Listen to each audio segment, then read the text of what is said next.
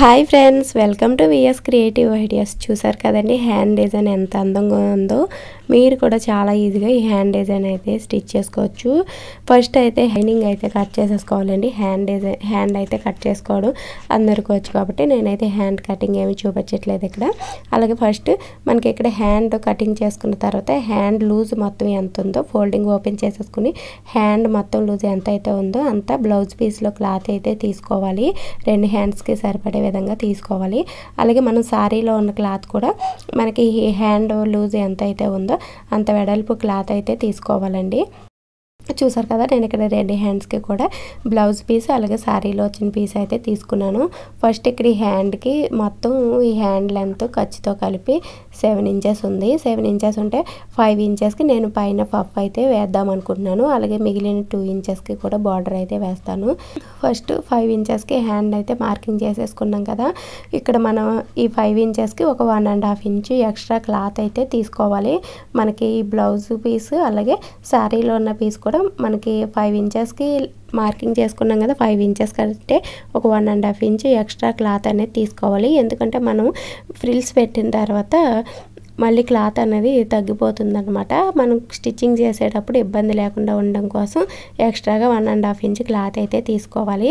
ఇప్పుడు మనం రెండు హ్యాండ్స్కి కూడా 5 ఇంచెస్ లెంత్కి మార్కింగ్ అయితే చేసేసుకోవాలి. అప్పుడు రెండు కూడా సమానంగా వస్తాయి అనమాట. ఇక్కడ నేను హ్యాండ్కి ఫ్రంట్ కర్వ్ షేప్ తీసుకున్నానండి. అందుకని right side wrong side marking అయితే పెట్టేసుకున్నాను. దానివల్ల మనకి హ్యాండ్స్ స్టిచ్ చేసిన తర్వాత ఫ్రంట్ షేప్ రెండు కూడా ఒకటే సైడ్కి వచ్చేకుండా ఉంటాయి. మనం బ్లౌజ్ పీస్ని అయితే ఇలాగ సెంటర్కి కట్ చేసేసుకోవాలి. శారీలో ఉన్న పీస్కి 2 సైడ్స్ కూడా మనం బ్లౌజ్లో కట్ చేసిన పీస్ అయితే జాయిన్ చేసుకోవాలి.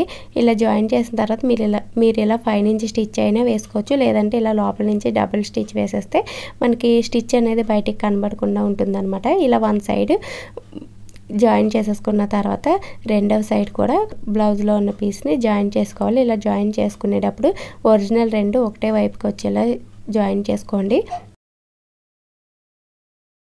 ఇటువైపు కూడా డబుల్ స్టిచ్ అయితే వేసేసుకోవాలి. ఇప్పుడైతే మనం ఈ హ్యాండ్ని ఇలా సెంటర్కి ఫోల్డ్ చేసేసుకుని పైన వైపు అలాగే కింద వైపు కూడా సెంటర్ మార్కింగ్ చేసుకోవాలి. ఈ సైడ్ ఎక్స్ట్రా ఉన్న క్లాత్ అయితే కట్ చేసేసుకోండి. సెంటర్ అయితే మార్కింగ్ చేసుకోవాలి.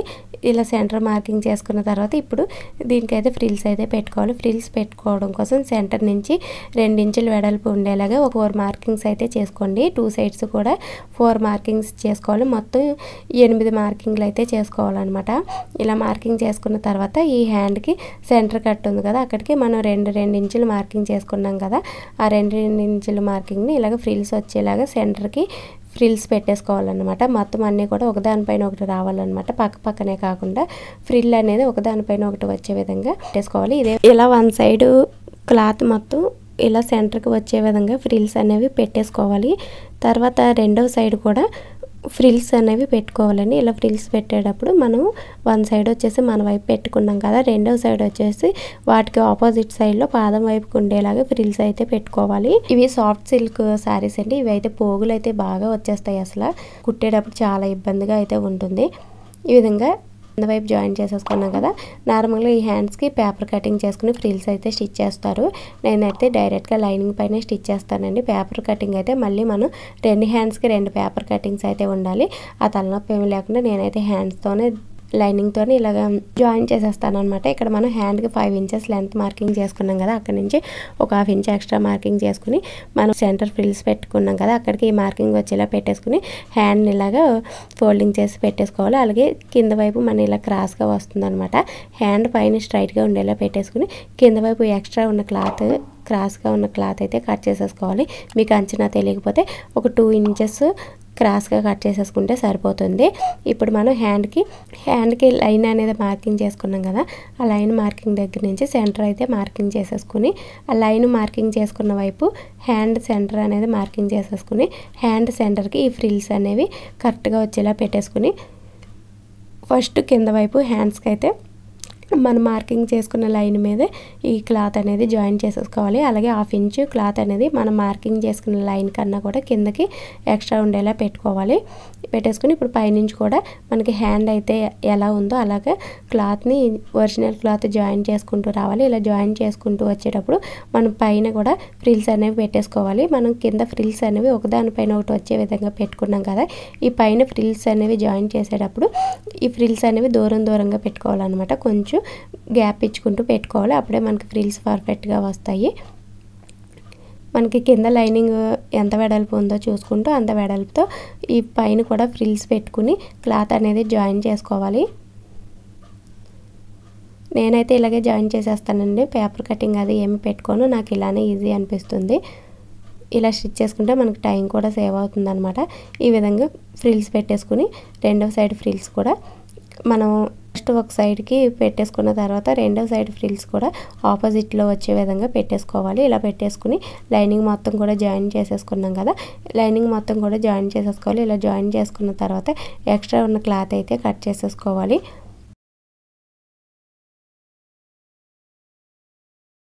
ఇలా క్లాత్ అనేది జాయిన్ చేసేసుకున్న తర్వాత ఇప్పుడు మనం కింద బార్డర్ అనేది జాయిన్ చేసుకోవాలి. ఈ బార్డర్ జాయిన్ చేసుకోవడం కోసం ఫస్ట్ అయితే నేను ఇక్కడ పైపింగ్ అయితే వేస్తున్నాను. ఫస్ట్ హ్యాండ్కి రివర్స్ వైపు కూడా పైపింగ్ అయితే వేసుకోవాలండి. ఇక్కడ హ్యాండ్కి ఫస్ట్ అలాగే పైన హ్యాండ్ జాయింట్ వచ్చిన దగ్గర అలాగే కింద కూడా నేను పైపింగ్ వేస్తున్నాను అనమాట. లైనింగ్ని ఇలాగ రివర్స్ చేసుకుని ఫస్ట్ లైనింగ్కి రివర్స్లో ఇలాగ పైపింగ్ అయితే వేసుకోవాలి. ఇలా వేసుకుంటే ఇన్విజిబుల్ పైపింగ్ అనేది వేసుకోవచ్చు అనమాట. ఈ విధంగా వేసుకోవడం వల్ల మనకు పైపింగ్ అనేది నేనైతే ఇక్కడ ఇన్విజిబుల్గా ఉండటం కోసం పైపింగ్ అనేది ఈ విధంగా వేస్తున్నాను. ఇప్పుడు మనం పైన బార్డర్ జాయిన్ చేసుకునే చోట కూడా పైపింగ్ అయితే వేసుకోవాలి. నేనైతే రెండు కూడా పైపింగ్ అలాగే ఒరిజినల్ క్లాత్ రెండు కూడా ఒకటేసారి జాయిన్ చేసేస్తాను. అది రెండు కూడా స్టిచ్ చేయడం కష్టంగా ఉన్నప్పుడు ఫస్ట్ మనం ఫ్రిల్స్ జాయిన్ చేసుకునే లైన్ ఉంటుంది కదా, ఆ లైన్ మీదనే మళ్ళీ పైపింగ్ అనేది జాయిన్ చేసుకుంటూ ఒక స్టిచ్ అయితే వేసేసుకోవాలి. ఇలా స్టిచ్ వేసేసుకున్న తర్వాత మళ్ళీ దీనిపైనే మనం ఒరిజినల్ క్లాత్ అనేది జాయిన్ చేసేసుకుంటూ రావాలి. నేనైతే ఈ రెండు ఒకటేసారి జాయిన్ చేసేస్తానండి. అయితే బిగినర్స్ ఎవరైనా చూస్తున్నట్టయితే కష్టంగా ఉంటుంది కాబట్టి ఫస్ట్ అయితే పైపింగ్ జాయిన్ చేసేసుకుని దానిపైన ఒరిజినల్ అయితే రాంగ్ సైడ్ పై వైపు కుండేలా పెట్టేసుకుని జాయిన్ చేసేసుకోవాలి. తర్వాత ఎక్స్ట్రా ఉన్న క్లాత్ అయితే కట్ చేసేసుకోండి. ఈ విధంగా జాయిన్ చేసేసుకున్న తర్వాత మళ్ళీ ఒరిజినల్ని ఇలా సెపరేట్ చేసేసుకుని ఒరిజినల్ని ఇలా రైట్ సైడ్కి టర్న్ చేసేసుకుని మళ్ళీ పైనుంచి ఒక స్టిచ్ అయితే వేసేసుకోవాలి. ఈ స్టిచ్ అనేది పైపింగ్ థ్రెడ్ పక్కనే వేసుకోవచ్చు లేదా పాదం వెడల్పుతో కూడా వేసుకోవచ్చు. విధంగా స్టిచ్ వేసేసుకున్న తర్వాత మళ్ళీ క్లాత్ని ఇలా లైనింగ్ వైపు పెట్టేసుకుని లైనింగ్కి సమానంగా ఎక్స్ట్రా ఉన్న ఒరిజినల్ క్లాత్ అయితే కట్ చేసేసుకోవాలి. అయితే ఇలా ఇన్విజిబుల్ పైపింగ్ వేసేటప్పుడు ఇక్కడ బార్డర్ అనేది చిన్నగా ఉంది కాబట్టి మనకి క్లాత్ రోల్ చేసుకోవడం కష్టంగా ఉంటుందండి. ఇప్పుడు ఇలా క్లాత్ని ఇలా సెపరేట్ చేసేసుకుని సెంటర్లో ఉన్న ఫ్రిల్స్ ఉన్నాయి కదా, సెంటర్లో ఉన్న క్లాత్ని ఇలా లోపలికి పెట్టేసుకుని లైనింగ్ని ఇలా ఒరిజినల్ వైపు టర్న్ చేసుకుని స్టిచ్ అయితే వేసుకోవాలి. ఈ విధంగా వేసుకోవడం వల్ల మనకి వేసిన థ్రెడ్ పైపింగ్ అనేది ఖర్చు బయటికి కనబడకుండా ఉంటుందన్నమాట. ఇది క్లాత్ అనేది సాఫ్ట్ సిల్క్ కాబట్టి ఈజీగా టర్న్ అవుతుంది. అలాగే బార్డర్ చిన్నది వేసాం కదా, స్టిఫ్గా ఉన్న క్లాత్ అయితే ఇలాగా రివర్స్ చేసుకోవడం కష్టంగా ఉంటుందన్నమాట. అప్పుడు మీరు ఏం చేస్తారంటే నార్మల్గా పైన ఇన్విజిబుల్ పైపింగ్ వేసేసుకున్న తర్వాత కింద వైపు లైనింగ్ని ఒరిజినల్ని జాయిన్ చేసేసుకుని పైపింగ్ అనేది ఇన్విజిబుల్గా కాకుండా నార్మల్గా వేసేసుకోండి. అప్పుడు మనకి ఇలాగ క్లాత్ రివర్స్ చేసేటప్పుడు కష్టంగా ఉండదు. ఇదైతే సాఫ్ట్ సిల్క్ పట్టు కాబట్టి ఈజీగానే వచ్చేస్తుంది ఇలా రివర్స్ చేసేటప్పుడు. అయితే స్టిఫ్గా ఉన్న క్లాత్లు ఇలాగ రివర్స్ అవ్వవు అనమాట. ఎందుకంటే మనం బార్డర్ అనేది చిన్నగా పెట్టుకున్నాం కాబట్టి మనం బార్డర్ పెద్దగా పెట్టుకున్నట్టయితే ఈజీగానే రివర్స్ చేసుకోవచ్చు. ఇలా చిన్న బార్డర్ పెట్టుకున్నప్పుడు మనం పైన పైపింగ్ జాయిన్ చేసేసుకున్న తర్వాత లైనింగ్ని ఒరిజినల్ని జాయిన్ చేసేసుకుని తర్వాత పైనుంచి పైపింగ్ స్టిచ్ చేసేసుకుంటే సరిపోతుంది. ఈ విధంగా రివర్స్ చేసుకున్న తర్వాత మళ్ళీ పైపింగ్ పక్క నుంచి ఒక స్టిచ్ అయితే వేసేసుకోండి. ఒకవేళ మీరు నార్మల్ పైపింగ్ వేసుకోవాలనుకుంటే లైనింగ్ ఒరిజినల్ జాయిన్ చేసుకుని పైనుంచి పైపింగ్ వేసేసుకుంటే సరిపోతుంది. ఈ విధంగా స్టిచ్ వేసేసుకున్న తర్వాత దీన్ని మనం బ్లౌజ్కి అయితే జాయిన్ చేసేసుకోవాలి. చూసారు కదా ఎంత క్లాత్ వేస్ట్ అయితే వచ్చిందో. ఈ క్లాత్ స్టిచ్ చేసేటప్పుడు మనకి టైం కూడా ఎక్కువ పడుతుందండి ఇలా పోగులు రావడం వల్ల. రెండు హ్యాండ్స్ రెడీ చేసేసుకుని బ్లౌజ్కి అయితే జాయిన్ చేసేసుకోవాలి. అలాగే నేను ఇలా సెంటర్లో మనకి మిగిలిన క్లాత్ ఉంది కదా, ఆ క్లాత్తో ఫ్యాబ్రిక్ పార్ట్ని అయితే రెడీ చేసి పెట్టేశాను. హ్యాండ్ లుక్ అయితే ఇలా ఉంది. చూసారు కదా ఎంత అందంగా ఉందో.